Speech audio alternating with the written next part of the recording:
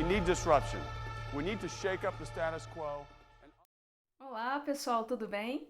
Esse é o nosso segundo vídeo da série de pós-NRF 2017 e caso você ainda não tenha assistido o primeiro vídeo, eu sugiro que você veja para aproveitar esse conteúdo de forma completa. Então, clique no link que está aqui em cima ou aqui embaixo, dependendo de onde você está assistindo, para acessar o primeiro vídeo. Bom, e hoje a gente vai falar sobre pessoas, pois de nada adianta a gente ter um propósito bacana, muito bem definido, alinhado com as necessidades e expectativas dos nossos clientes, como nós falamos no vídeo anterior, se a gente não tem do nosso lado pessoas engajadas, né, para fazer esse propósito se cumprir. E quando eu digo pessoas, eu estou falando da liderança da equipe, dos parceiros, dos fornecedores, ou seja, de todos os profissionais que nos cercam e que de alguma forma contribuem para a realização do nosso trabalho. Na abertura da NRF, o Kip Tindell, o fundador da Container Store, disse que grandes pessoas fazem grandes negócios e grandes negócios fazem uma grande indústria. E eu adorei essa frase porque eu realmente acredito que por trás de todo e qualquer resultado existem pessoas. E a gente precisa considerar ter do nosso lado as melhores pessoas. Da mesma forma que a gente precisa considerar ser uma pessoa melhor a cada dia. Ainda mais nesse mercado, né, nesse momento que a gente está vivendo de mercado, que está extremamente complexo, cada vez mais globalizado, cada dia uma nova tecnologia, uma quantidade infinita de informação pipocando na nossa cabeça, questões políticas e econômicas que deixam a gente meio inseguro, mas tendo que dar conta do recado. E claro, um consumidor que não está muito interessado no produto ou no serviço que a gente vende. O que ele quer mesmo é uma solução para o problema dele. E ele não quer isso de qualquer jeito, não numa relação comercial, transacional, simplesmente. Ele quer com simplicidade, com agilidade, com proximidade, com personalização. E para fazer cumprir o propósito da empresa e entregar a solução para o cliente num mercado por vezes imprevisível, a gente tem que ser fera naquilo que a gente se propõe a fazer. E isso não é uma coisa que simplesmente acontece. Ah, hoje eu acordei bom pra caramba naquilo que eu faço. Não. A gente tem que correr atrás, estudar muito para conhecer muito sobre aquilo que nós vendemos, sobre a empresa que a gente trabalha, sobre o mercado que a gente atua e muito, mas muito mesmo sobre os nossos clientes. E como disse o astronauta na palestra O Céu Não é o Limite, jamais fique confortável no estágio em que você está. Jogue a sua meta lá em cima e saiba todos os passos que você precisa dar para alcançá-la. Busque aprender sempre mais e, no nosso caso, sempre mais sobre o nosso cliente. Cultura centrada no cliente. Lembra do nosso último vídeo? Então, a gente precisa tá preparado não só para atender e vender, mas para surpreender um cliente que está muito bem informado e muito exigente. E para isso, além de todo o aspecto técnico e de informação que a gente já falou, a gente precisa também fazer com que o cliente se sinta único. A gente tem que ter essa preocupação com a pessoa, com o ser humano, olhar nos olhos, ouvir, dedicar atenção, ser gentil, sorrir, se interessar de verdade e querer resolver o problema dele. É isso que vai te garantir um bom diagnóstico para que você entregue a melhor solução e dessa forma eleve a percepção de valor que o cliente tem a seu respeito. É isso que vai te ajudar a engajar o seu cliente. E acredito que hoje esse seja o objetivo de toda a organização, ter um cliente engajado. Mas antes de pensar em ter um cliente engajado, nós precisamos ser uma equipe engajada, porque o relacionamento que todos os profissionais têm com os clientes é reflexo do relacionamento que eles têm com a empresa, com os líderes, com a própria equipe. Né? Se a coisa não está legal aqui dentro, como é que eu quero que seja legal lá fora? Mas a gente precisa entender o seguinte, todos nós somos responsáveis para que tudo ocorra bem, de dentro para fora. E eu digo isso com muita tranquilidade porque já são mais de 15 anos trabalhando com pessoas com desenvolvimento humano em diversos segmentos, ali no dia a dia, vendo de perto o impacto de pessoas intraempreendedoras para os negócios. E ser intraempreendedor é entender que todo profissional é responsável pelo sucesso da própria carreira e também é corresponsável pelo sucesso da empresa onde trabalha e pelo sucesso do cliente.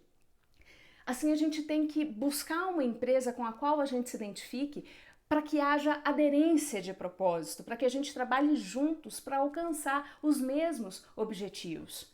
Então, profissional, assuma a responsabilidade pelo seu próprio desenvolvimento, invista no seu desenvolvimento e não fique esperando que a empresa faça isso por você. A sua carreira é o seu negócio, é a sua responsabilidade. Assim como a empresa tem responsabilidades que são dela. Né? E a partir do momento que uma empresa é constituída de pessoas para solucionar problemas de outras pessoas, ela precisa considerar toda essa dimensão humana. É isso, isso vai começar lá no recrutamento e seleção, né? Na seleção dos profissionais, que deve buscar muito mais que conhecimento e habilidade, mas sobretudo atitude profissional alinhada ao negócio. E também é importante que a empresa pense no desenvolvimento continuado do seu time, sempre atualizando as informações, investindo em conhecimento, desenvolvendo habilidades e alinhando atitudes com foco no mercado e também no cliente. E outro ponto importante é a manutenção de remuneração e benefícios para que sejam competitivos, atraentes e condizentes com o mercado, além de questões como meritocracia, transparência, respeito. Isso é valorização. E valorização contribui para o engajamento dos profissionais. A sustentabilidade do negócio e engajamento do cliente dependem do engajamento da equipe. E o ponto de partida é o propósito, que envolve todo mundo, como nós vimos no último vídeo. E a liderança tem uma responsabilidade muito grande aqui. Primeiro, porque precisa ser exemplo daquilo que quer que aconteça. Depois, porque precisa comunicar, informar, compartilhar, inspirar, apoiar. O engajamento também é fundamental para a autoestima do profissional, que se sente seguro e confiante para fazer seu trabalho e também para inovar, porque ele sabe que não está sozinho.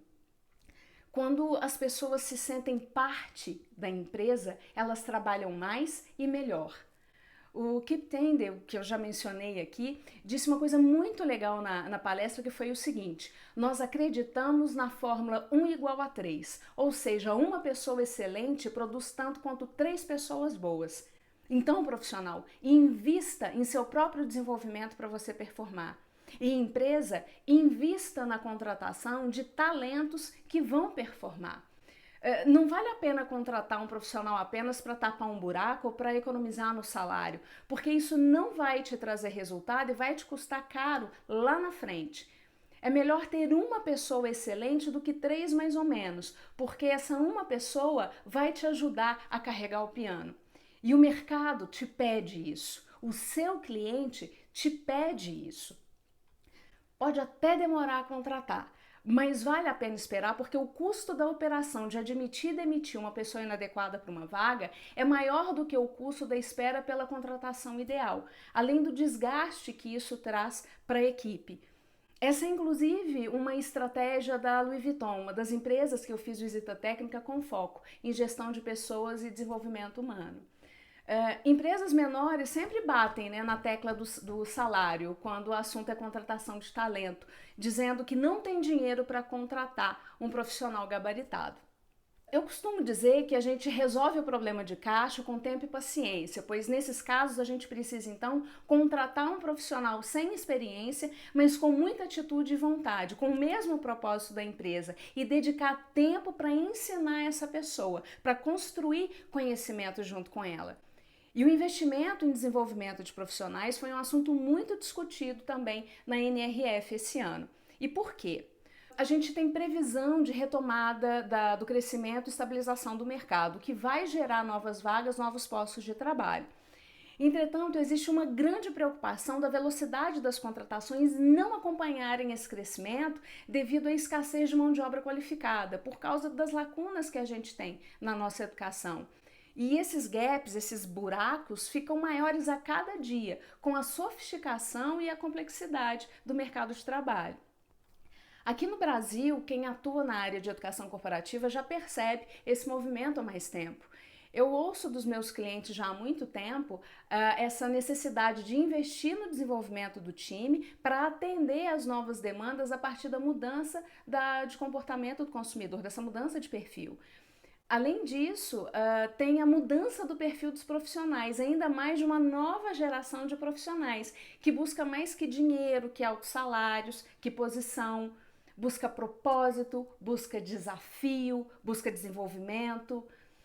É uma equação complexa aí para as empresas, mas que tem sua base no engajamento, que por sua vez tem a sua base no propósito. Ou seja, antes de pensar no engajamento do cliente, é preciso pensar no engajamento do time, porque são os profissionais que fazem a coisa acontecer lá na ponta, junto dos clientes. Então esse time precisa estar unido em torno de um mesmo propósito, comprometido com a causa do cliente, né? Que ele deve conhecer muito bem, assim como deve conhecer muito bem seus produtos, serviços, que nesse contexto precisam ser entendidos e apresentados como uma solução.